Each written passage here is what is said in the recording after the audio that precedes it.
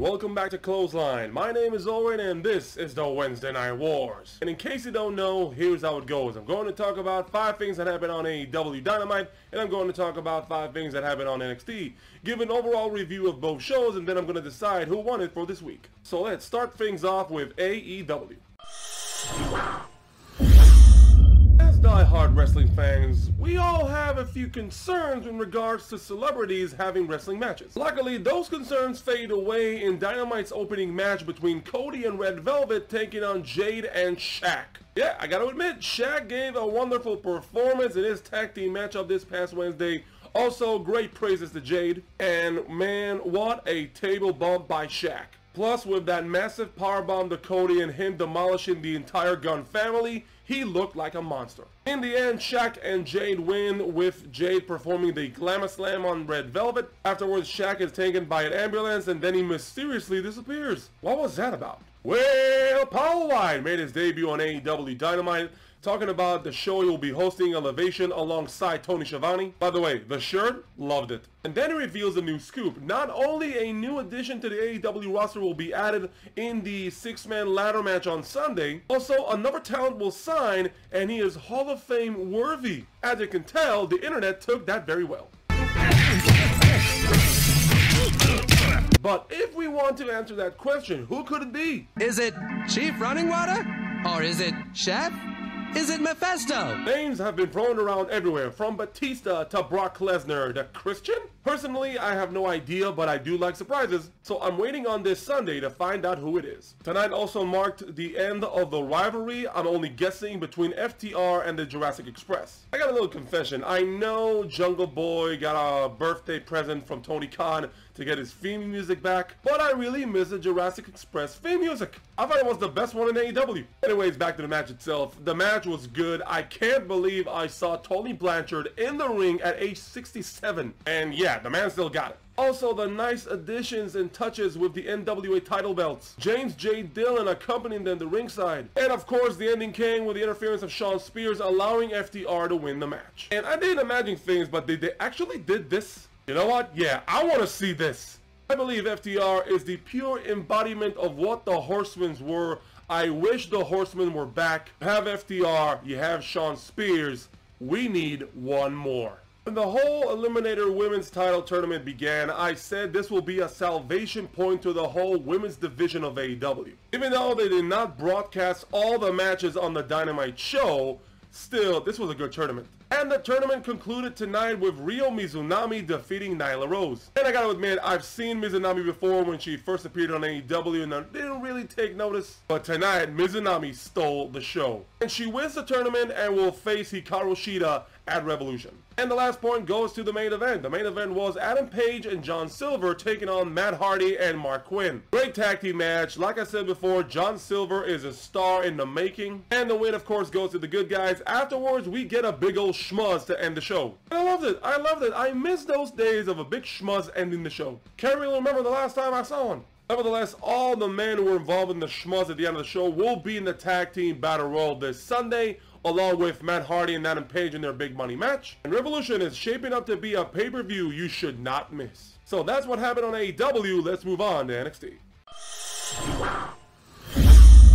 On NXT, we were supposed to get a tag team title match between Oney Lorcan and Danny Burch taking on MSK, but unfortunately Wesley is out with an injury, so instead we got a match between Oney Lorcan and Danny Burch against Tommaso Ciampa and Timothy Thatcher. This match was so good. Poor man literally beating the hell out of each other. The ending came when Timothy Thatcher was about to tag Tommaso Ciampa in for the save when Imperium shows up. They show up, they stand on top of the ramp, Timothy Thatcher is distracted and then loses the match. And I like where this is going, because if you don't know, there's a history between Imperium and Timothy Thatcher, as he was a member of Imperium back in the day, and they were known as something else. Now I'm curious to know, will Timothy Thatcher join Imperium like back in the day, or will he fight Imperium alongside Tommaso Ciampa? Tonight we also saw the women's tag team title match between Nia Jax and Shayna Baszler taking on Raquel Gonzalez and Dakota Kai. And I really like this matchup as it also involved the history between Dakota Kai and Shayna Baszler. As you may recall, Baszler broke Dakota Kai's arm a couple of years ago. So they played on that, with Dakota Kai overcoming her adversity against Shayna Baszler and beating her up. So the match went back and forth. We also got that huge stare down and big fight between Nia Jax and Raquel Gonzalez. But the ending was weird. The ending came with Dakota Kai and Baszler, with Dakota not being the legal participant in the match. At this point, the referee was taken down. Then out of nowhere, Adam Pearce shows up with another referee, signals for the bell, and Nia Jax and Baszler retain. What the hell was that? Afterwards, William Regal states that he will have an announcement next week that will change the landscape of NXT. What on earth it could be? Are we gonna get NXT Women's Tag Team titles? Tonight we also got the first appearance of LA Knight. I can't do it, his name is Eli Drake. I'm sorry, I just can't. It doesn't even roll off the tongue. LA Knight. No, it's Eli Drake. Anyways, he's in the ring, giving an amazing promo, and apparently he gets cut off by Bronson Reed. And that leads us to Bronson Reed taking on Cameron Grimes. And while I do feel sad that Cameron Grimes doesn't have his old theme music, I love his new shtick. I think he should be the $1 Million Man Cameron Grimes. Just give him the nickname. I love his new song. He is funny as hell. Just let him ride out the gimmick until he's broke. Anyways, he has an awesome match against Bronson Reed, and in the end, Knight cost Bronson the match. So his first feud in NXT will be against Bronson Reed. And again, Cameron Grimes just spreads the money around. Cameron Grimes, you're a goddamn legend. Tonight, we also got a few segments from The Way as they go to therapy. Those were funny segments with Johnny Gargano once again stealing the show and trying to persuade Austin Theory that he was kidnapped. But no, Theory's in denial, saying him and Dexter are friends and buddies, and they watched cartoons while he was kidnapped. But the therapist says to Austin Theory that she talked to Loomis, which she didn't, and lies to him about Dexter saying that he sucked. This brings Austin Theory to tears, and Johnny Gargano paying off the therapist, and I'm guessing he's fine? So Austin Theory apparently goes through hostage trauma, and the best way to deal with it is to pay off a therapist? And we gotta talk about the main event. The main event brought us Roderick Strong taking on Finn Balor, and yep, it's official, the Undisputed Era is dead. Dead, gone, but never forgotten. With Roderick Strong showing up tonight with new attire and a new theme. Nevertheless, Roderick Strong versus Finn Balor is a 5-star matchup. These two brought their A-game and giving us a hell of a match. And in the end, after a fierce war between both men, Finn Balor is able to defeat Roderick Strong